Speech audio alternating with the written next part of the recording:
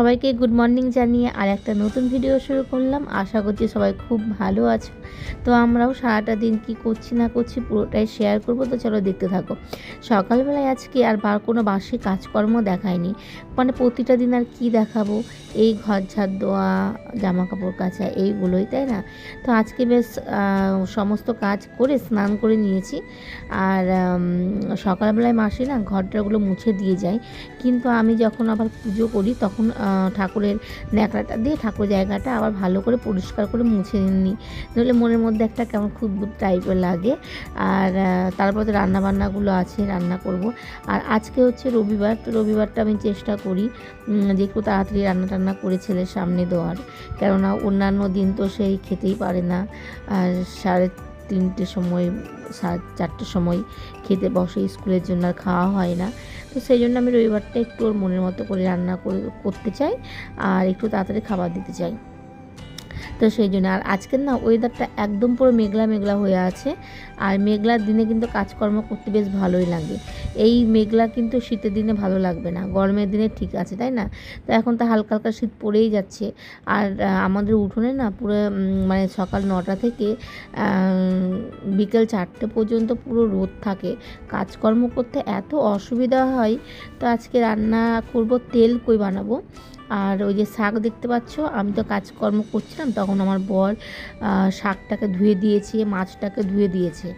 আর এই কই মাছটা হচ্ছে আজকে তো রবিবার, শুক্রবার নিয়েছিলাম।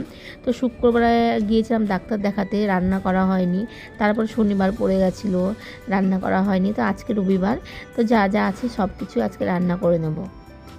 আর আমার বর আবার লাল শাক ছাড়া অন্য কোনো শাক চেনে না। ওকে যদি বলি একটু শাক পাতা নিয়ে আসো, ও কিন্তু আনবে লাল শাক, একটু সাদা শাক বা একটু পুঁই, কত রকমের শাক আমি বাজারে যখন যাই দেখতে পাই।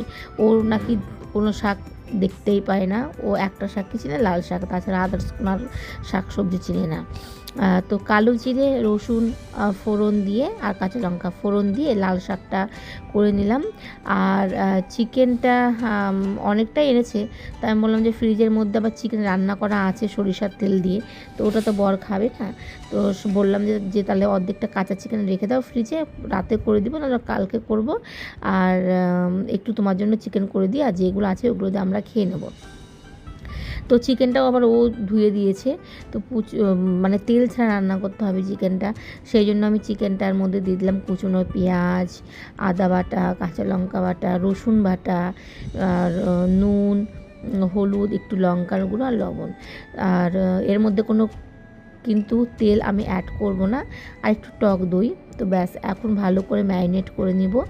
আর এই চিকেন থেকে যেই জলটা বেরোবো, সেই আর পোলট্রিতে কিন্তু বেশিক্ষণ টাইম লাগে না সেদ্ধ হতে, তাড়াতাড়ি সেদ্ধ হয়ে যায়। চিকেনের জল, তারপর পেঁয়াজের যে জলটা আছে সেটা দিয়েই কিন্তু চিকেনটা সেদ্ধ হয়ে যায়। আর নামানোর টাইমে আমি একটু বাটার দিই। তো আমি প্রথম ভাবছিলাম যে কেমন খেতে হবে না হবে, কেমন লাগে। তো তারপরে একটা মুখে দিয়ে দেখেছিলাম, কিন্তু খুব সুন্দর খেতে হয়। তো যখন বরকে দিই তখন আমিও 1-2 পিস খাই, আমার ছেলেও খাই, মানে সবাই খাই তেল ছাড়া। মানে যতটা ভাবছিলাম যে হয়তো ভালো টালো হয় না, ভালো করে রান্না করলে ঠিকই ভালো হয়, তাই না? তো গ্যাসটাকে লো করে দিলাম। তো ভাবলাম যে জামা কাপড়গুলো মেলে দিয়ে আসি। এই জামা কাপড়গুলো তোমার কালকে কেচেছিলাম। তো সকাল থেকে এতটা বেলা হলো এখনও পর্যন্ত মানে ছাদে যেতে পারিনি। তো যতগুলো জামা কাপড় হালকা হালকা ভেজা ছিল সবগুলো ছাদে দিয়ে চলে আসলাম। আর এই দেখো বাটার, আমি কিন্তু চামচটা একটু গরম করে নিলাম, গরম করে নিয়ে তারপরে বাটারটাকে একটু গলিয়ে তারপর দিলাম, মানে একটু পুড়িয়ে দিলাম, নইলে বলে বাটারের গন্ধ করে আমার বরের, সেটা বলছিল পুড়িয়ে দিও। তো পুড়িয়ে দিয়ে দিলাম। তো ব্যাস রেডি। আর এর মধ্যে কিন্তু আমি কোনো ভাজা আলু দিই না। এমনি যদি আলু খেতে চাই তাহলে একটা আলুকে 2 পিস করে যখন কষাই তখন কাঁচা আলু দিয়ে কষিয়ে জল দিয়ে দিই, সেদ্ধ হয়ে যায়। আর খেতে যে খুব যে খারাপ হয় সেটাও না, বেশ ভালো লাগে।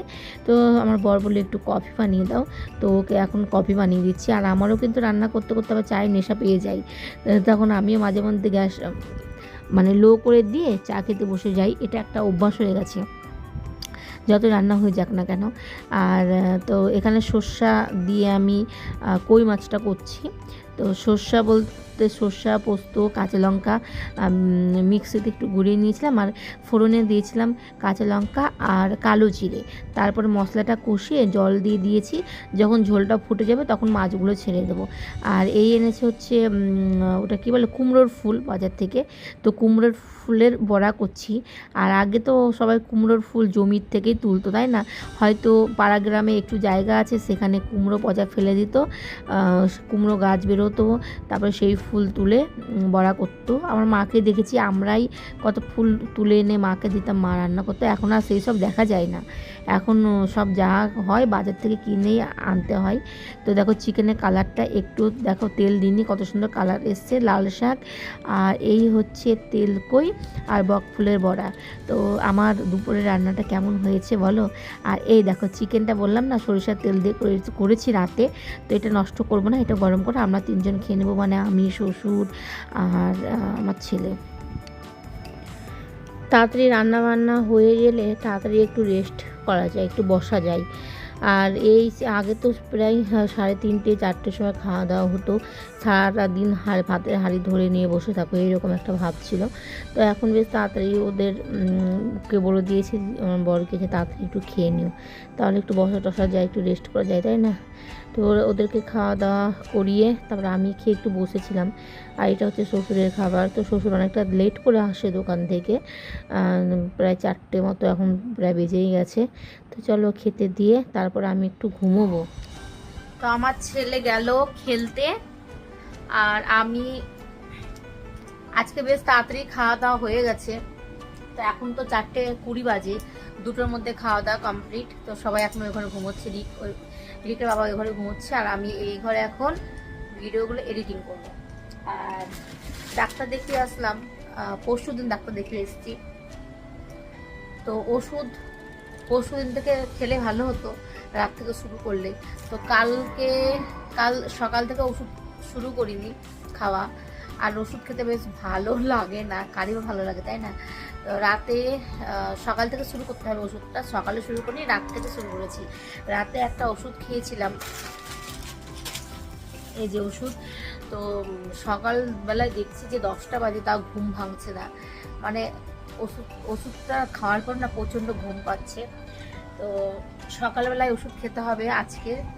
এখন 4:20 বেজে গেল, সকালবেলায় আর খাওয়া হয়নি। সকালবেলা যেহেতু কোনো ভারী খাবার খাই না, একবারে রান্না করে ভাতই খাই।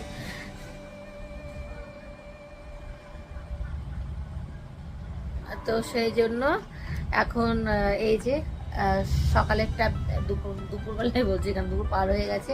এখন খাবো, খেতে জানি না ঘুম পাবে কি না, তাহলে ঘুম পেলে ঘুমিয়ে পড়বো, আর ঘুম না পেলে এখন ভিডিওগুলো এডিট করতে বসবো।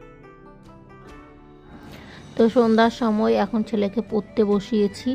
তো চলো তাহলে আজকের ভিডিওটা এই পর্যন্তই, আর কেমন লাগলো জানিও আমার রান্নাবান্নাগুলো। তো চলো তাহলে আজকের মতো